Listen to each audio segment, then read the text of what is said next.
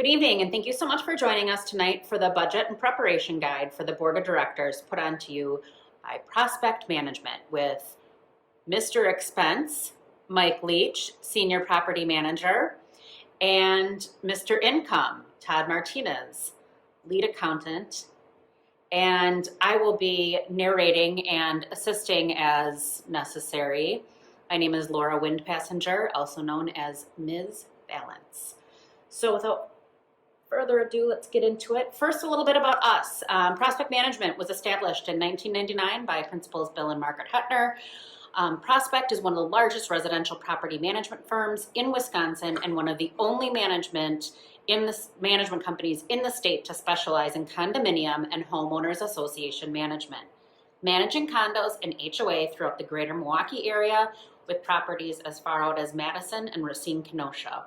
We provide full management or financial management services for communities and associations of all types and sizes.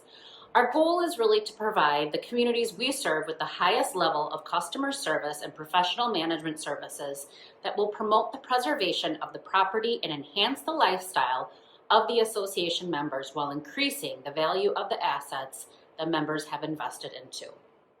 We will also be taking questions at the end of this presentation, so if you'd like, you can add your question into the chat and we'll address it at the end, or we will be taking questions live at the end as well. So without further ado, I'm going to turn things over to Mike and Todd. Thank you, Laura. So a lot of people ask us, what is a budget? And basically, a budget is a guideline. It's forecasting income and expenses over a set period of time. The one thing to keep in mind with a budget is that it's not something set in stone, and you're always going to have variations within your budget throughout any fiscal year. When you're doing budgeting, there's really two big budgeting methodologies that come into play, and that's the historical-based budget and the zero-based budgeting techniques. And the big difference between the two is historical-based budgeting is when you're looking at your historical averages throughout the course of a few years and then basing your budget numbers off of that, whereas zero-based budgeting is you are developing that line item from the ground up. So if you think of bringing on an employee, you would do a zero-based budgeting because you're not going to have any historical data to drive that number. So you're going to look at the scope of the work, you're going to estimate their hours, you're going to estimate their payroll, you're going to keep in mind if they have any vacation pay, and you're going to start to build up that number as you drive that. Typically with new developments, they do a lot of zero-based budgeting because they're forecasting out maintenance throughout the course of the year, but the majority of the time, we're always going to be doing a historical-based budget. And in order to create your budget, you need to know the difference between fixed and variable expenses and income. So an example of a fixed expense would be any contracts you get, so your management fees, your landscaping or snow services, exterminating if you have that, or any bids that you get for projects, so like a roof replacement or a siding replacement. Variable costs are pretty much just maintenance around the property, like plumbing, siding repairs, basically stuff that you know will happen, you just don't know when it will happen or how much it will cost. Fixed income, so that's pretty much just your association fees, or if your association has a special assessment, any income that is pretty much set in stone. And your variable income will be income that you can't predict, so any late fees, if your association has a common area laundry, it would be laundry income, stuff that will change month to month. Fines could be included as well. Fines. Yeah, and we'll touch a little bit more on that as we get through the presentation as well. We're going to dive into each one of these topics a little bit more.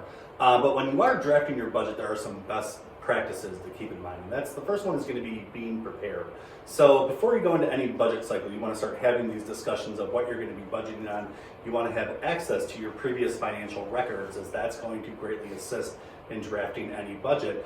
And then finally, you're going to want to really understand your fixed costs. As Todd mentioned, those contracts, that's about half of your budget is likely a fixed expense that you can budget a number and you're pretty much going to hit that every single year because it's, again, a fixed contracted expense.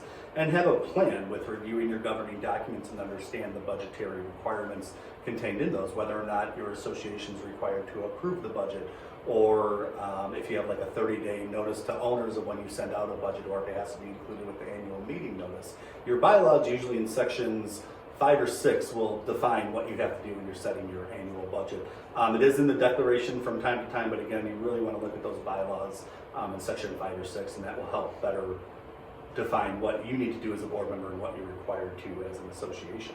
And again, it really comes down to knowing and understanding your expenses, and that will make your job a whole lot easier. Yep, it's best to just keep it simple. Don't overcomplicate things. Your budget is your income versus expenses, and they should match to tie out to zero. All right, so we're getting to the point of writing our budget, usually about a few weeks or before. We're actually going to write a budget, and there's a lot of things that come into play, and it's going to make going through this budgeting process a whole lot easier. And that's reviewing your reserve study to see where you stand against your suggested funding and what capital improvements you have yet to complete in this year versus in your next fiscal year. You want to identify if you're going to have a special assessment. Throughout the year, towards the end of the year, in September, August, September-ish, you should know whether or not you're going to be potentially considering a special assessment in the next fiscal year, just due to your budgetary constraints that you've experienced throughout the year. You want to identify all your service contracts. That also includes your utilities. While a utility is a fluctuating cost, you can get those pretty darn close to what they're actually going to cost when you look at the historical data. You want to identify your capital improvements. That again goes back to your reserve study. You want to identify all non-capital improvement work. So these are things like landscape improvements, concrete repairs, lighting upgrades, siding repairs, roof replacements, painting, and things of the such. You want to get those bids out while you're drafting your budget so you can get those concrete numbers. You might have to add a 3% cushion in them for your next year, depending on when you obtain those bids, but your manager can really help you with that. And you want to identify all the contractual increases. These are, again, your fixed costs, so your landscape maintenance contract, your management contract, your insurance, things like that. You want to make sure you know those increases, because this is all going to drive what your income should be for the association. You need to also account for those unknowns, and that's really where it comes to look at this historical data. As Todd mentioned, like maintenance general, it's a very unknown line item because it could be anything. And what could it be? You don't know, so you got to go through your history and use your best guess. So the manager will request from us a budget shell, and basically what that is it will show the prior fiscal year's year-to-date numbers. It will have on there the prior year budget, and there will also be another column for the next fiscal year budget. And we create the spreadsheet for them, and we make it more aesthetically pleasing and easy to follow. So it's easier on you guys. Mm-hmm. We appreciate that. Thank you, Todd. No problem. So next, when you draft the budget, you always want to do the expenses first, and you want to be conservative on them. So you're going to want to enter in all of your fixed expenses. So like we kind of talked about earlier, it would be your management fee, your insurance, your snow and lawn contracts, any utilities you have, if you have fire protection contracts, cleaning services, gutter cleaning, painting, any employee expenses if you have a payroll, or really any contractor bid that you know for sure will be an expense in your next fiscal year. And that's one of the easiest things to do when you're doing a budget, is to get those fixed costs. And again, that's going to account for at least half of any budget that we've ever written is going to be those fixed costs. So when you have that down, you're really only looking at, half the amount of work that actually is going to require some educated guessing. And that really comes down to your variable costs. And having that historical data is vital to better guesstimate these numbers, like I mentioned earlier on maintenance general or landscape improvements. Do you want to replace this rock wall in 2021, or do you think you're going to defer it because you have 5 more and you think you can get a better deal? Looking at your general ledger look at your plumbing bills that you have and budgeting for that line item if you have one. And things of the such. It's really, your variable costs are a little bit challenging because it is unknowns, but there's also some knowns in there that you'll be getting bids on to better get those to be concrete numbers. But again, it all comes back to looking at that GL over the course of the 2 years, looking at your previous invoices, seeing where things are coming in at, seeing if you can identify any building trends. Let's say, we'll throw it out here, building 3 at Rainbow Village over the past year has had 5 roof leaks. Well, should you be considering replacing that roof then? And when you're going through the budgeting process, you can better catch those repetitive maintenance issues that are occurring on this particular building. After you get all your variable costs entered, you're going to want to enter in your reserve contribution. This is really driven by your reserve study, and I know some people don't have reserve studies, but I do strongly encourage you to have one. There is no gold standard on what you should be putting into reserves. I will say that banks, lenders require a minimum of 10%, but there's no statutory requirement, there's no federal requirement of what dollar amount or percentage you should be putting in other than you have to fund it. So have a reserve study, because that's the only thing that's going to tell you if you're properly funding and if you're properly funded, or else you run the risk in the future of having large-scale special assessments. And the same goes for the capital improvements. That reserve study will tell you what you're going to be doing for your capital improvements in every single year. Mind you, it may say you're replacing a roof in 2021, but you haven't had a roof leak on that building in the past 6 years, so why would we want to replace it now? You can defer that, but at least you have that money funded, so when that comes due, you can then safely spend that money and not have to worry about any kind of special assessment to your owners. And there's going to be times where you just don't know your variable expenses. It's really going to come down to us managers working with you to identify the projects that's going to consist of this line item, review the previous years and ID the trends, and then also just asking for help amongst us at Prospect Management Company or service professionals that we work with to better cue us in on what do we do, how should we budget for this. As much as we want to keep budgeting simple, there are some challenging points of it, but when you look at the core basics of it, it is a pretty straightforward process, just a little bit of educated guessing. Well, and like you said before, Mike, too, it's designed to be a guide, and it's not an exact science. It's your best guesstimate. So the income for your budget. So this is really the last step, because anytime you're doing a budget, you want to do those expenses first. You never want to start with your income, or else that's going to limit how you're going to be budgeting, and you're not necessarily going to allocate the proper expenses properly, because you're always going to be worried about, well, how much money do I have left to play with? So you should always do your expenses last, because I look at budgets as each association's, every single one is different. There are no two associations the same unless it's the identical property built at the same time span, same building elements, and everything else is identical. It's the only way you can compare one property to another. So that HOA fee is always going to be driven off of the expenses, and that's why I always do this last. And how you do that, you basically plug in all your expenses and you say, this is my HOA fee.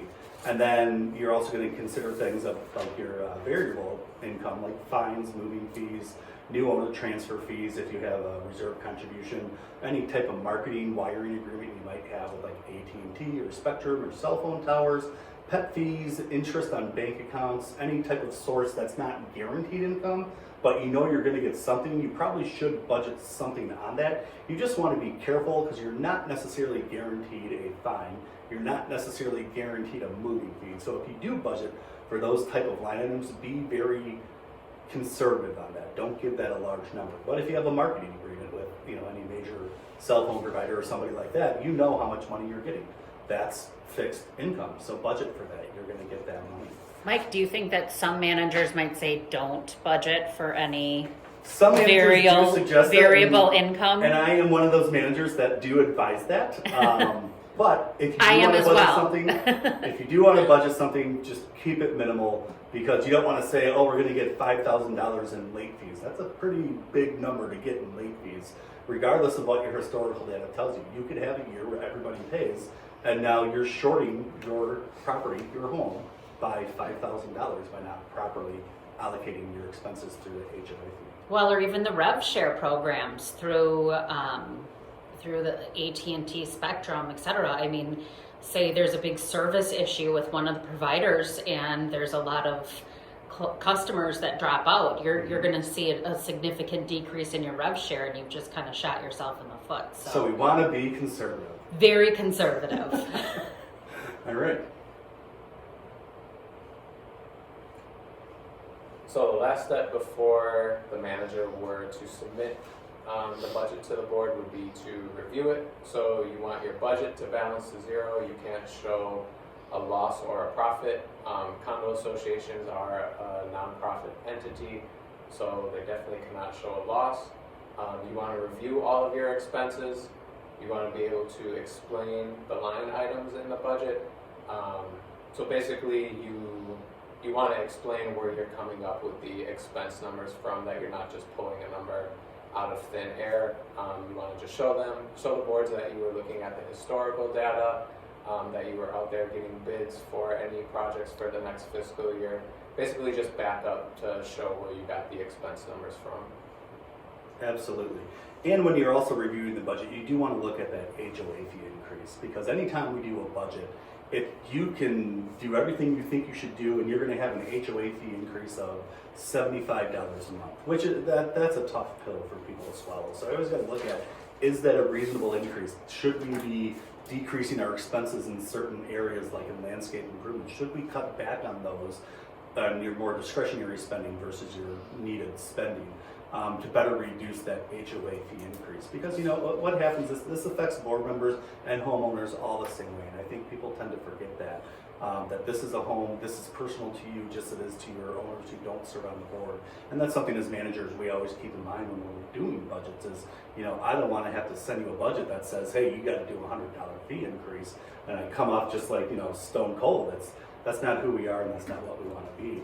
But it will also help identify too, maybe you do need to do a special assessment. I had that happen at a property this year where we were working on their budget and I was trying to keep that fee down so much, and there wasn't much wiggle room, and I literally had to suggest to the board that we really should consider a special assessment, because if we don't, this is the ramifications that occur down the line. And it's truly unfortunate that they had to do that, but it was shown it was needed. The numbers drove that it was needed. So it's always tough, but it's always good to keep in mind what your fee increase is going to be, because nobody wants to get hit with a $100 fee increase. Well, and I think, Mike, this is a good point too, to kind of go back to your importance of the reserve study. Mm-hmm. That, boy, especially if you're looking at a hefty increase or perhaps a special assessment, that's going to be a great tool that the board can use to show the homeowners, on top of all the work that you do and the information gathering into the budget, but just to really show the homeowners in black and white where the increase or special assessment would be driven from. So absolutely. So now that we have officially gone through how to draft our budget, we've already drafted it, poof, it's done. We're going to meet with you guys to discuss your budget. And again, as I was just saying earlier, we've got to be really mindful of the HOA fee increases, as yourself as does the manager. This is very personal to people. We understand it's people's homes. And one thing we do like to do is try as much as possible to avoid discussing a budget over email. It's best to either have it at a conference call right now with COVID, or in post-COVID life. Avoid discussing the budget over email, because it just removes the emotion, and you can come off very cold and very direct, and you don't necessarily want that. And video chat is great. Intention. Video chat is great too. Now at Prospect we do offer a full card of service, video chat, teleconferencing services through Ring Central. So be sure to have your manager set one of those up for you, because as Mike said, there's a lot of emotion involved in this. And emotion, yes, it comes in voice fluctuation. And of course, as we know, we all wear our emotions on our face too. So correct. So now we're going to move on. That your budget's approved, because we had this whole fun experience and we went through the start to finish on doing the budget, but there's still things we have to do as your manager. So Todd, I'll let you touch on a couple of those things. So after the board and the manager approve the budget, they will send it to accounting for us to review. So like we've said a few times, we make sure that the budget balances to zero. You aren't budgeting for a loss or an income. And one thing we also look for is that the dues that you're budgeting balance or equal to what each unit is being charged. So for example, if there's an association that has 10 units and each unit gets charged $100 per month, that annual budget needs to be $12,000. So 10 units times $100 per unit times 12 months. If it isn't $12,000, then we need to send the budget back to the manager and let them know that they need to revise it. So they would need to decrease the association dues, and in turn would also need to decrease some of the expenses to make that balance to zero. And then we also offer the option to split your budgets between operating and reserves. So you would have one budget for your reserves and one budget for your operating. So on the operating one, it would show your reserve transfer as an expense, and on the reserve budget, it would show that reserve transfer as income. All right, and as Todd was commenting too, you need to make sure you are budgeting for the full potential income for your association. I know some people in attendance may have issues with delinquent owners, and if you know you're going to have owners that don't pay dues, don't offset that by a decrease in what your potential annual income is. We need to pick a date when we want to have the coupons requested by. So when the manager turns it over to accounting, they reviewed everything. The manager's also going to request a date when coupons are due by. Just for a reference for those who may not know, coupons are those little things you get in the mail that you mail in your HOA fee for. We're going to send it out to the homeowners along with your budget, generally in your annual meeting notice, depending on when your budget's approved, or towards the end of the year in middle of November into December. We'll send it out to your homeowners. Then we're going to upload that on the portal. We're going to include the full budget shell for the board. Then we're also going to have one for the homeowners under the budget folder. For the homeowners, and this is what we recommend, but you can do whatever you like. So don't think this is the only thing Prospect does. Is on the budget that we give out to the homeowners, typically it's just going to include your year-to-date numbers, what for your current fiscal year, the current annual full budget, and the next fiscal year budget, and that's going to be it. You're not necessarily going to include any forecasting columns or previous year-to-date expenses prior to the previous fiscal year.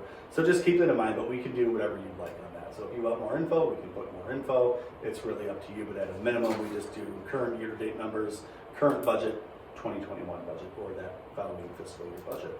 And I think it's important to point out too, the reason that we do recommend just those few lines is just to kind of keep it a little bit simpler. Those of us who work with budgets and numbers every day are used to seeing these. It can get kind of overwhelming for some folks, and one of the most important parts of being a board member is your fiduciary responsibility, and your to be transparent and to present the information in a way that is going to be easy for the owners to digest and understand, and you want them to feel good about those numbers that you've given to them, which is where their money's going. Absolutely. So all right, so we've done everything. So now we can celebrate. We never have to worry about budgets for another 8 months. So let's enjoy life, and now we'll take it open to questions and answers. For those of you who did put the questions in the chat section box, we'll just read them off and start going through them, and then we'll just bounce around the room after we get through those. And if you don't have anything to say, by no means do you have to say anything. But again, thank you for attending. Now we'll go into the Q&A.